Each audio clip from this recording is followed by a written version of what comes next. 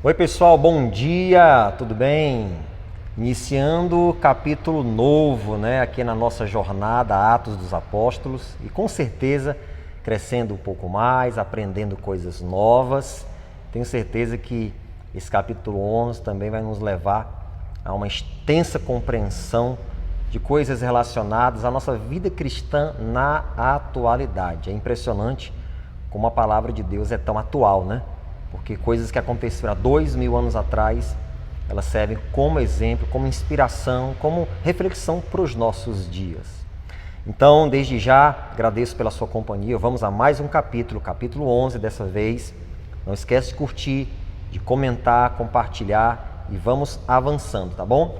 Olha só, capítulo 11, versículo 1 diz assim, E ouviram os apóstolos e os irmãos que estavam na Judeia, que também os gentios tinham recebido a palavra de Deus. E subindo Pedro a Jerusalém, disputavam com ele os que eram da circuncisão, dizendo: Entraste em casa de varões incircuncisos e comeste com ele? Olha que coisa interessante isso aqui, pessoal. Cesareia era relativamente perto de Jerusalém. Antes que Pedro chegasse a Jerusalém, a notícia que Pedro tinha evangelizado os gentios já tinha chegado lá. O pessoal já estava armado esperando Pedro chegar. E quando Pedro chegou e a sua comitiva de 6 irmãos chegaram, o que eles fizeram? Reprovaram o fato de Pedro ter levado o evangelho até os gentios. Quem eram eles, judeus, para excluírem os outros povos da graça de Deus? Por acaso eles achavam que tinham o monopólio do evangelho? Mas você sabia que muitas pessoas hoje, religiões, igrejas e até cristãos individuais, eles acabam sem perceber excluindo muitos da graça de Deus, do perdão de Deus, do amor de Deus? São pessoas que muitas vezes elas querem monopolizar o evangelho e acham que Deus deu apenas para aquela denominação, para aquele pregador, para aquela pregadora, para aquele cristão. Toda a revelação, todo o conhecimento e o monopólio da palavra de Deus e até da salvação. Que coisa absurda. Quem eram eles para quererem excluir aqueles que Deus queria abraçar e inserir na sua igreja? Mas isso aconteceu. E não ficou barato não. Quando Pedro chegou, nós lemos aqui que eles disputavam com Pedro, cobrando veementemente por que Pedro tinha ido evangelizar os judeus. Que coisa absurda. Eu quero te fazer aqui algumas observações. Preste atenção. Os verdadeiros cristãos não devem achar estranho serem repreendidos e questionados, não só por seus inimigos declarados, mas também por seus amigos declarados. Não só por suas tolices e fraquezas, mas também por suas boas ações feitas oportunamente. Às vezes nós achamos até normal sermos atacados por inimigos declarados. Mas escute bem, como a gente leu aqui, o verdadeiro cristão não deve achar estranho ser atacado por amigos declarados.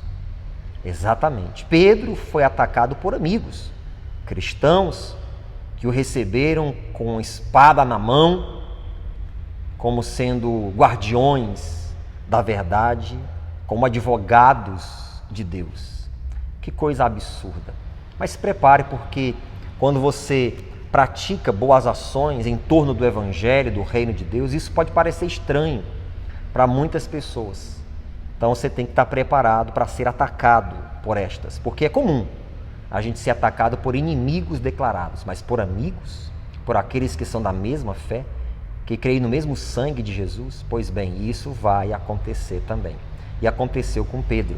E a outra observação que eu quero te fazer é a seguinte, os que são zelosos e ousados no serviço de Cristo devem esperar ser desaprovados por aqueles que, sob pretexto de serem cautelosos, são frios e indiferentes, certo?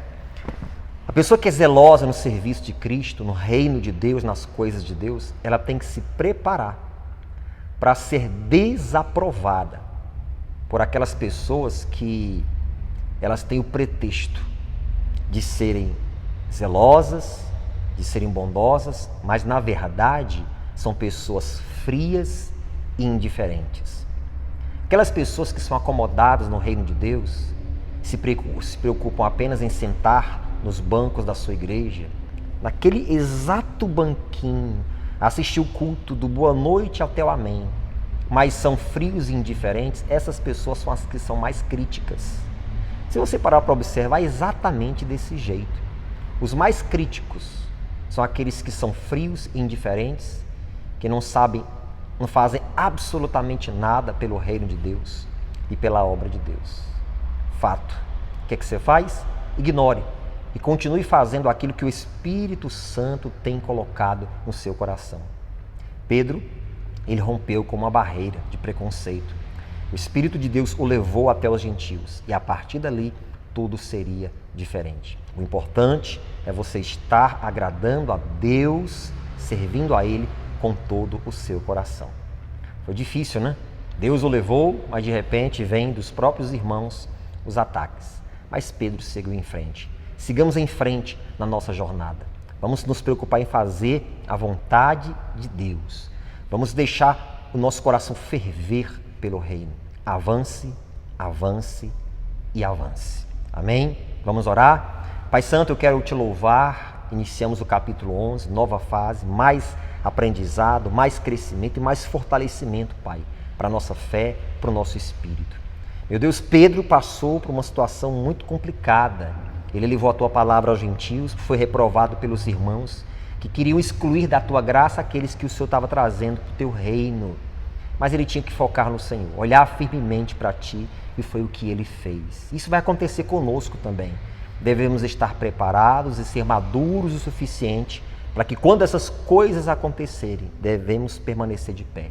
Então eu te peço, em nome de Jesus, enche-nos, cada um, Pai, do teu poderoso Espírito Santo, para que possamos ser, sim, sal nesta terra e luz neste mundo.